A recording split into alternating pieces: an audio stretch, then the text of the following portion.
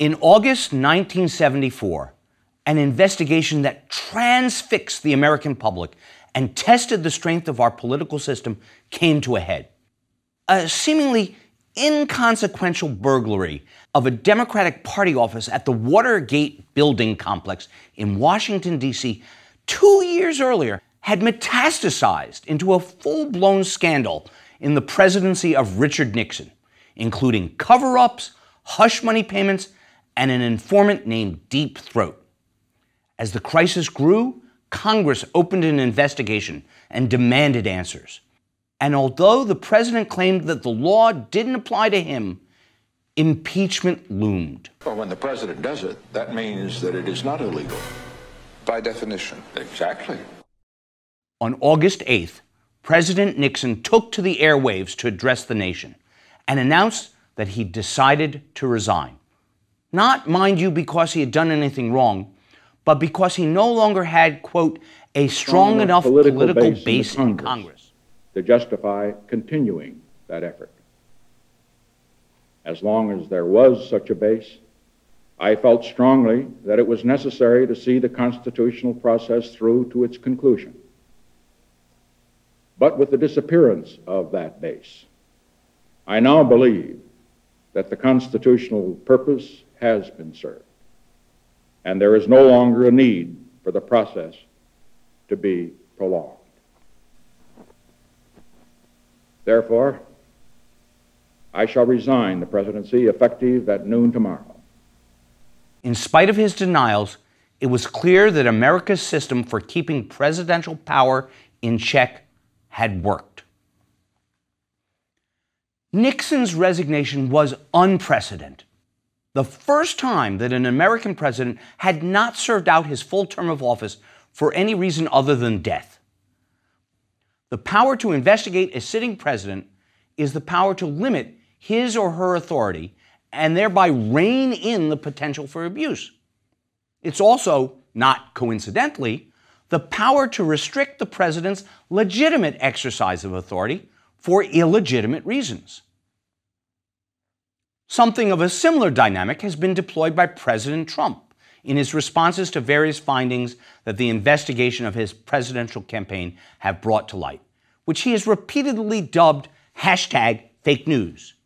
This sort of megaphone to control the debate is a power unequaled in any other context by any other criminal subject.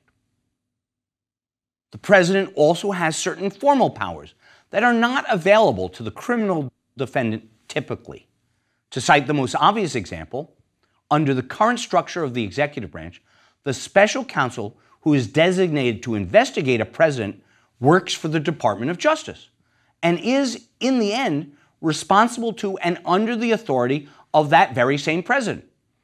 It's a unique circumstance where the subject of an investigation is also the boss of the person or group charged with conducting the investigation. The president can, in this arrangement, exercise formal controls over his investigators, although the investigators are not entirely without means of fighting back. Exercising such control may not work out well for the president politically. We'll look at what happened to President Nixon after the events famously known as the Saturday Night Massacre, when he ordered the firing of Special Prosecutor Archibald Cox. But as a matter of law, this is a significant authority.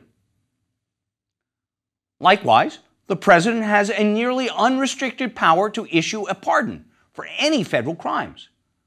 While the pardon power is not absolute, it doesn't cover state crimes, for example, it is a tool that a president can use to protect his friends and allies.